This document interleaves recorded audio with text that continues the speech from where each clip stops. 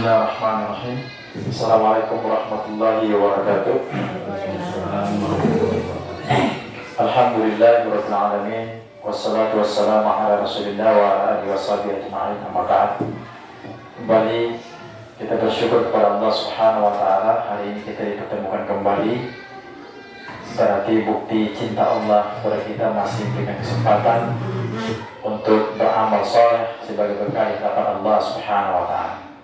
Salawat dan salam senantiasa marilah kita kirimkan kepada junjungan kita Nabi besar yang mulia Muhammad sallallahu alaihi wasallam beserta keluarga-keluarga beliau dan para sahabat-sahabat beliau radhiyallahu anhum ajma'in.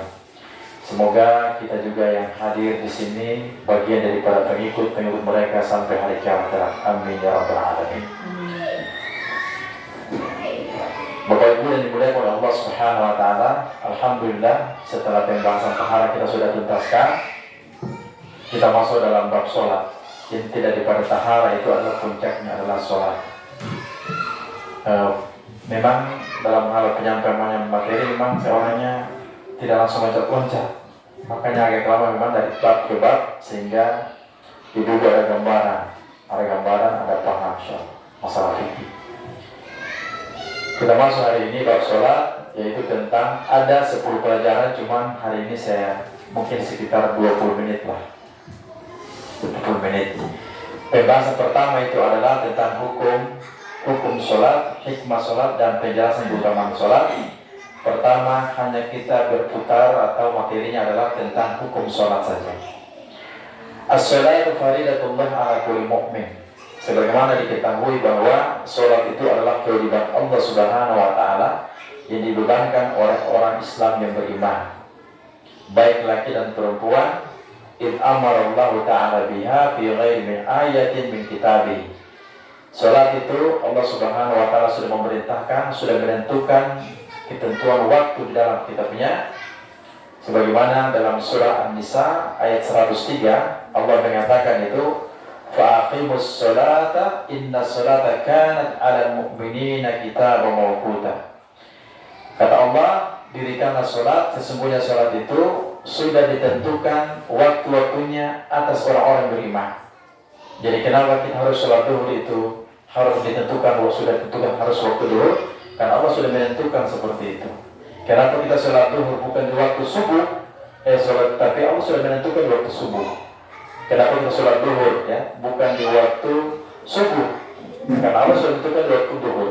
Kenapa kita tidak melaksanakan sholat subuh di waktu maghrib? Allah sudah menentukan waktu subuh di waktu subuh. Sudah menentukan waktunya.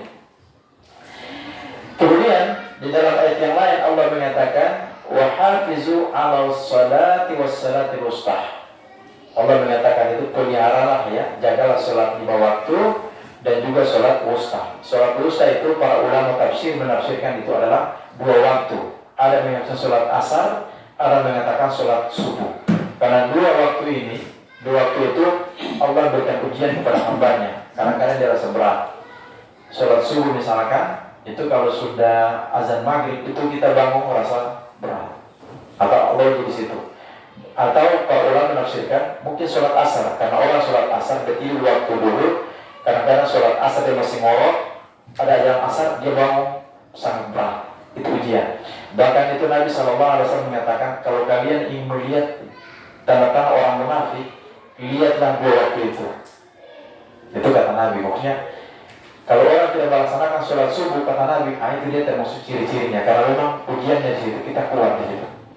Bahkan saya pernah kemarin ada syekh datang dari Palestina, saya tanya, bagaimana syaratnya ketika orang masuk dalam barisan Mujahidin Al-Qassam, masuk dalam grup Mujahidin untuk membasmi, untuk menyerang orang Palestina. Itu ada saringan. Hafal Quran 25 juz, 30 juz, 25 juz. Kemudian dia masalah harus paham fikih jihad. Kemudian sholat subuhnya itu tidak pernah tertinggal di masjid. Harus. Kalau dia daftar, kemudian sholat subuhnya tidak pernah di masjid berjamaah, maka dia tidak masuk kategori mujahidin.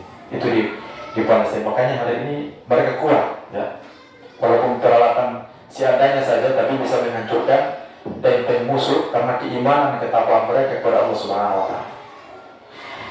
Baik. Waalaikumsalam. Kemudian sholat 5 waktu ini Rasulullah SAW menjadikan itu pondasi kedua dari pondasi Islam. Nabi mengatakan dalam sebuah hadis yang diriwayatkan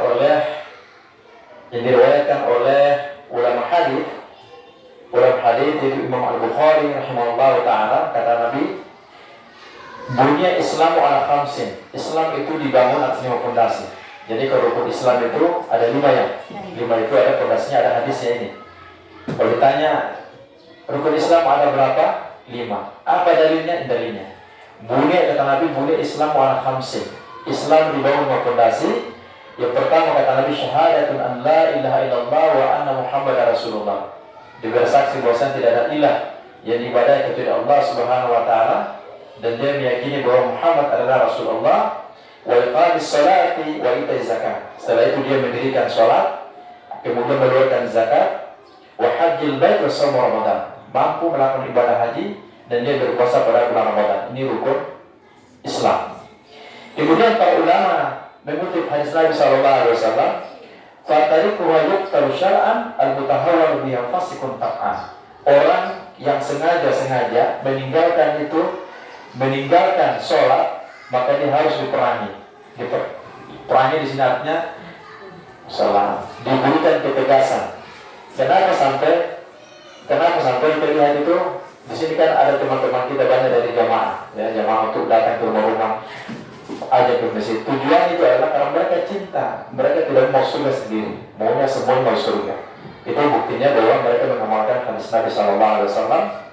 Bahkan para ulama mengatakan, mengutip hadis Nabi, wal mutahawwal biha fasikun ta'an. Orang yang meremehkan sholat itu, maka dia termasuk betul-betul orang yang fasik. Hikmah sholat. Nah, Bapak Ibu dari Allah Subhanahu wa taala, di antara hikmah sholat secara syar'iyyah, bahwa sholat itu adalah membersihkan jiwa dan mensucikan jiwa, ya. Bersihkan jiwa dan mensucikan jiwa, dan sholat itu akan menjadi seorang hamba untuk bermunajat kepada Allah Subhanahu wa taala di dunia. Begitu pula dia akan dekat nanti dengan Allah Subhanahu wa taala di kampung akhirat, ya.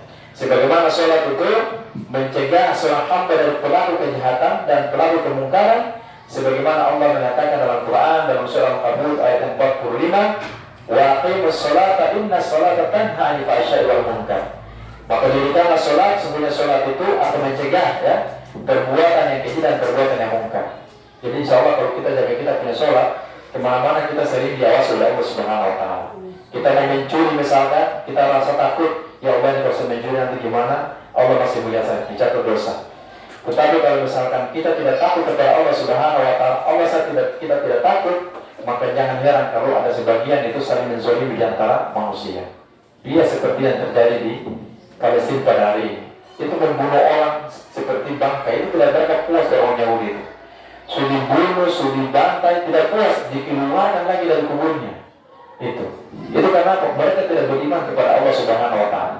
Jadi dia seperti hukumnya rimba, siapa yang kuat dia menang. Karena mereka tidak beriman kepada Allah. Tetapi hari ini saudara kita betul-betul iman mereka di Palestina, jaga sholatnya, jaga Qurannya, mereka menawan itu orang Yahudi itu dalam terowongan itu dikasih makan, dikasih pakaian, dikasih layani bagus-bagus, sopan santun bicaranya. Tapi coba kalau kita pun saudara di Palestina, dipenjarakan di penjara Yahudi, masuk dalam bentuk sehat, keluar ada sudah lumpuh, ada sudah hilang akal, ada disiksa. Karena itu perbedaan antara orang Muslim, orang kafir itu berani orang Yahudi, ya. Itu diantara hikmah sholat itu adalah sholat itu membersihkan jiwa, mensucikan jiwa, ya, menjadikan seorang hamba itu bermunajat di dunia. Sholat dia bermohon kepada Allah, dia meminta kepada Allah, dan dia menjadi dekat dengan Allah di dunia.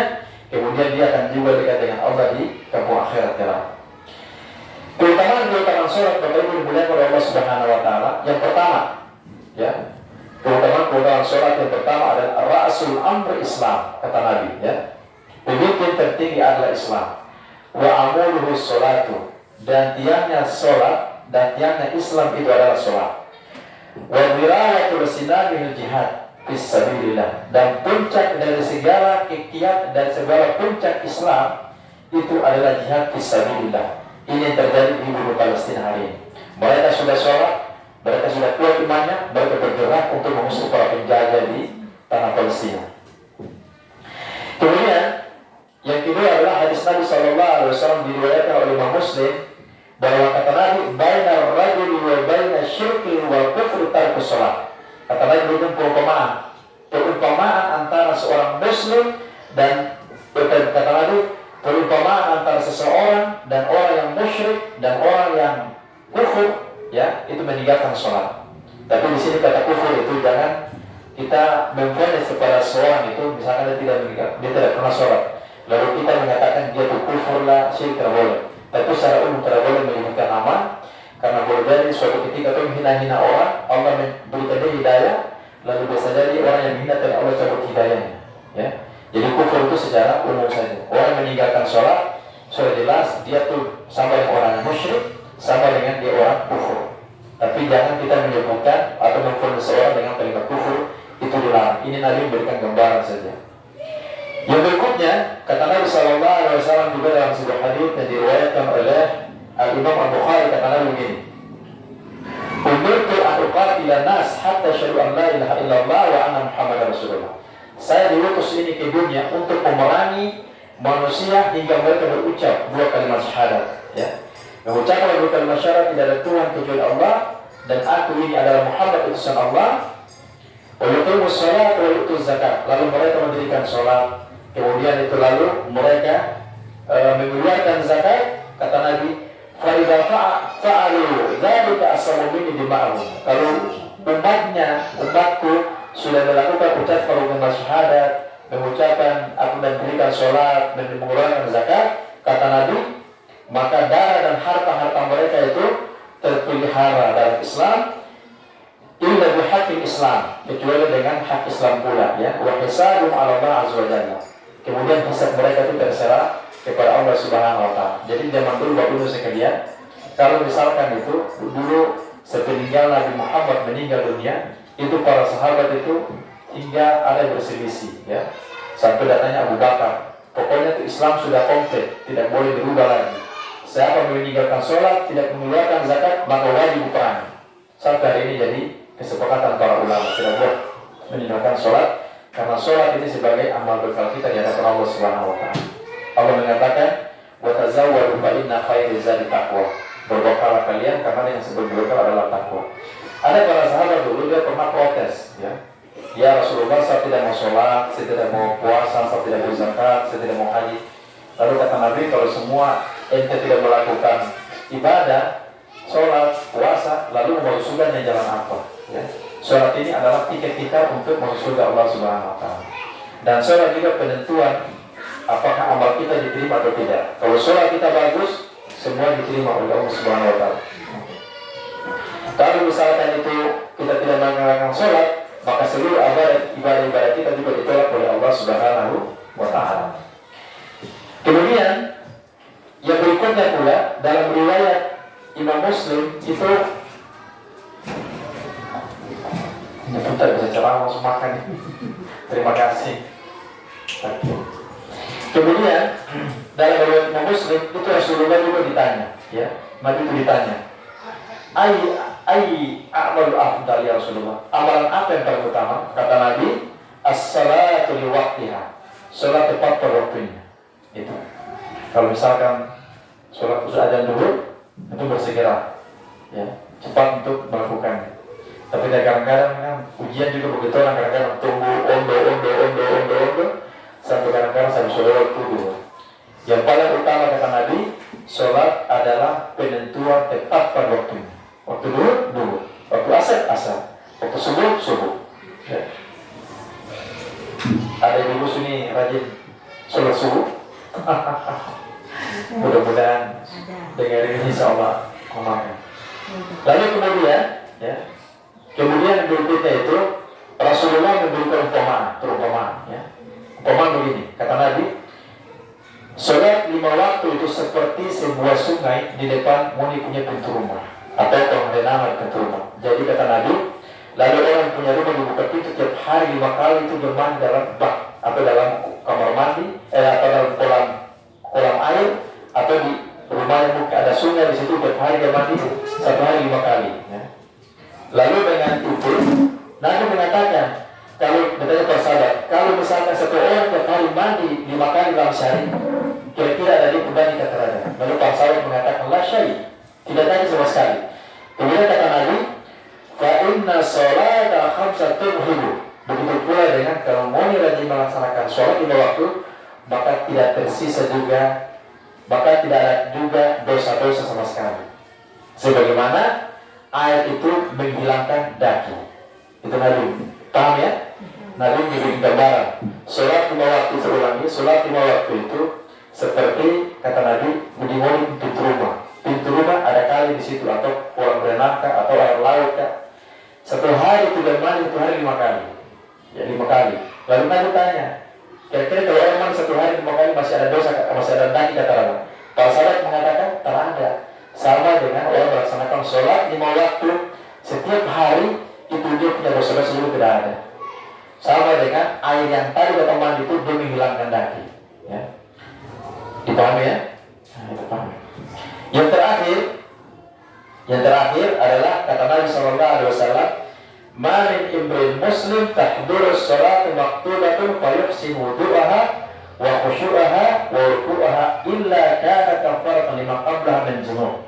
Kata Nabi, tidaklah seorang muslim itu dia hadir untuk melaksanakan sholat yang sudah ditentukan, dia berbagus wudhunya, lalu dia tunduk, dia rasa tunduk, dia rasa diawasi oleh Allah Subhanahu wa taala, lalu dia ruku dengan tenang, kecuali semua yang dilakukan itu adalah penghapusan dari dosa-dosa sebelumnya. Lima nukta kabiratun wa dzalika dahru, selama dosa-dosa besar tidak ada untuk orang tersebut. Jadi gini, kalau sholat 5 waktu itu berarti dosa-dosa itu dihilangkan. Ada dosa besar yang tidak bisa dihilangkan kecuali yang bertobat, syirik. Itu nanti kita bisa masuk dalam masalah akidah. Ada dosa-dosa yang akan bisa menyebabkan seorang hamba. Di antara adalah menyembah kepada Allah, habis itu masih mohon maaf, masih pilih minta-minta di gunung-gunung, pilih jere misalkan, di jere minta-minta tete kasih malam Jumat, kasih mau Oktober kemarin atau misalkan seperti itu. Iya. Ada teman dulu, saya kasih tahu dia, jangan minta-minta di ada satu dianggap salah satu tempat itu kuburan tua, dia pergi sering minta-minta situ. Dia taruh rokok situ satu bungkus. Lalu ada temannya juga perhatikan, oh di Timbalan taruh rokok di situ. Dia taruh rokok, yang lain pergi ada rokok nggak bisa. Dia tanya dia, oh coba pergi cek rokok, suara masih ada? Kita ada, itu susah. Padahal orang yang bisa ngerokok tadi. Lama-lama kita setiap bulan ini itu dosa besar dan boleh.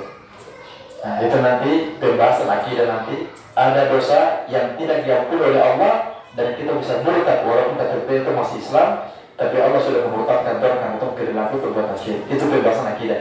Kalau sholat ini adalah hanya menghilangkan dosa-dosa kecil, selama tidak mendatangkan dosa-dosa besar. Ini saya sudah sampaikan, Bapak Ibu dimulai oleh Allah Subhanahu Wa Taala dalam hikmah atau hukum daripada sholat. Nanti pembahasan berikutnya kita masuk dalam pembagian sholat. Ada sholat fardu, sholat sunnah, sholat nafil. Kita berdoa kepada Allah Subhanahu Wa Taala, mudah-mudahan Allah memberikan kita umur panjang, bisa bertemu yang akan datang untuk mengkaji kitab-kitab Islam. Bismillahirrahmanirrahim. Alhamdulillahirabbil alamin.